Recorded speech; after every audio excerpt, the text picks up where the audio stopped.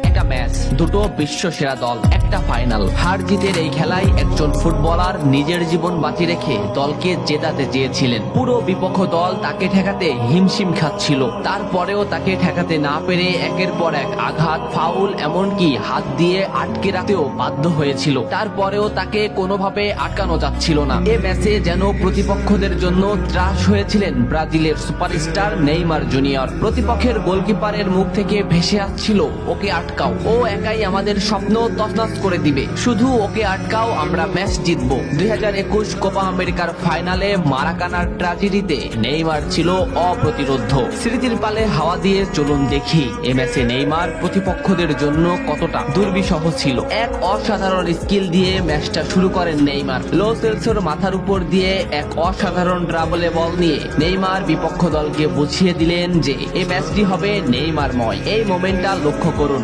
মাঝমাঠে বল, Casemiro নেইমারকে বল দিল। এই মোমেন্টে পিছন থেকে দি বল, সামনে থেকে আর্জেন্টিনার আরেকটি খেলোয়াড় সরাসরি নেইমারের পায়ে ট্যাকেল করলো। এভাবেই চলতে থাকে ম্যাচ। ম্যাচের 12 মিনিটে নেইমারের উপর যে আক্রমণ চলছে তার কিছুটা প্রমাণ মেলে। প্রতিপক্ষের খেলোয়াড়রা নেইমারের প্যান্টি ছিঁড়ে ফেলে, নেইমার সেটা রেফারিকে দেখায়। ম্যাচের 15 মিনিটে আবারও নেইমার বল নিয়ে সামনে আগাচ্ছে, কিন্তু আর্জেন্টিনার একটি খেলোয়াড় তাকে সরাসরি পায়ে ট্যাকেল করে, মাটিতে গড়িয়ে পড়েন তিনি। এত কিছু করেও নেইমারকে তারা আটকাতে পারছিল না। ম্যাচের এই মোমেন্টটা লক্ষ্য করুন, লেফট সাইড থেকে বল টেনে নিচ্ছে নেইমার। এই মোমেন্টে নেইমারকে ঘিরে আসছে প্রতিপক্ষের 4টি খেলোয়াড়। 2টি খেলোয়াড় সরাসরি নেইমারকে পায়ে ট্যাকেল দিলেন, মাটিতে পড়ে গেল নেইমার, কিন্তু নেইমার ঠিকই পাকুয়ে তাকে বল দিয়ে দিলেন। ডি বক্সের সামনে নেইমারের পায়ে বল, বলে না হিট করে সরাসরি নেইমারের পায়ে হিট করে ডিপল নেইমারকে ফেলে দিল। ডিপলকে এক সাংবাদিক প্রশ্ন করেছিল, কোন ফুটবলারকে আটকাতে তোমার সবথেকে বেশি কষ্ট হয়েছে? ডিপল নিঃশ্বাস নেওয়ার আগেই বললেন নেইমার। কোপা আমেরিকার ফাইনালে নেইমার ছিল